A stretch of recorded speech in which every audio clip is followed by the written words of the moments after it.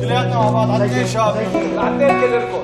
عراب الدراما البيئة الشامية دخل بيوت دمشق القديمة ليجسد لنا العادات الاجتماعية الأصيلة، فقدم العديد من الأعمال الفنية التي حققت نجاحاً على المستوى المحلي والعربي، وترك بصمة لن تمحى. المخرج السوري بسام الملا. اللي فوتوه بس ديروا بالكم كذا كذا كذا يطلع من الكادر من ضمن ابو حاتم. بس كيف الاطفال اللي بعد. ولد المخرج الملا في 13 من فبراير من عام 1956، ودخل معهد الفنون، وكان من دفعته المخرج الكبير مروان بركات، وتخرج بذات العام. له مكانته في الدراما السورية كيف لا، وهو ينتمي لأسرة فنية عريقة، فهو ابن الفنان الراحل أدهم الملا، وشقيق المخرجين مؤمن وبشار، والفنان مؤيد، ووالد الفنان أدهم والفنانة شمس، وكلاهما ظهر في باب الحارة.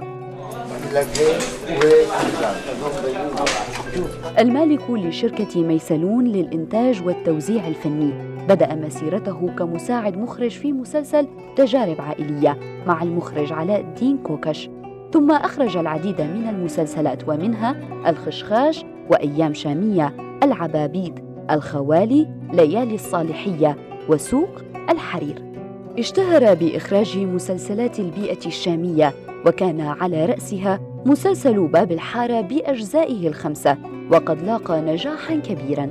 فبعد عدة أجزاء منه حدث خلاف شديد بين المنتج محمد قبنض والمخرج بسام الملا، حيث حصل قبنض على حقوق إنتاج الجزء 8 والتاسع والعاشر من المسلسل، فأبرم بسام الملا معه اتفاقاً قانونياً بعد الخلاف الشهير بينهما على أن يتولى إنتاج الجزء 8 والتاسع، على أن تكون هناك شراكة بين الطرفين في إنتاج الجزء العاشر، لكن ذلك لم يحدث.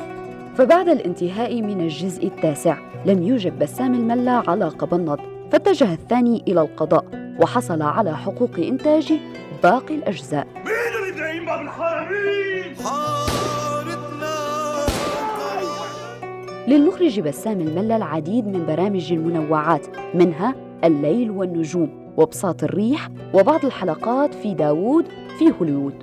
نال العديد من الجوائز، منها الجائزة الذهبية من مهرجان القاهرة عن مسلسلي أيام شامية والعبابيد، وجائزة أفضل إخراج عن مسلسل باب الحارة الجزء الأول من مهرجان التلفزيون العربي بتونس عام 2007.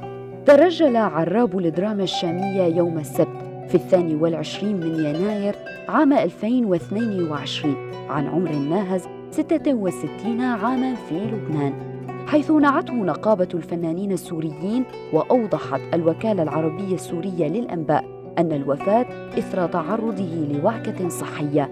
كان خبر وفاته محزناً، ونعاه الكثير من الفنانين السوريين والعرب الذين عبروا عن ذلك من خلال وسائل التواصل الاجتماعي وعلى منصات الإعلام، فقد كان من أهم الشخصيات التي تركت بصمة في التلفزيون نظراً لما قدمه من أعمال فنية مميزة.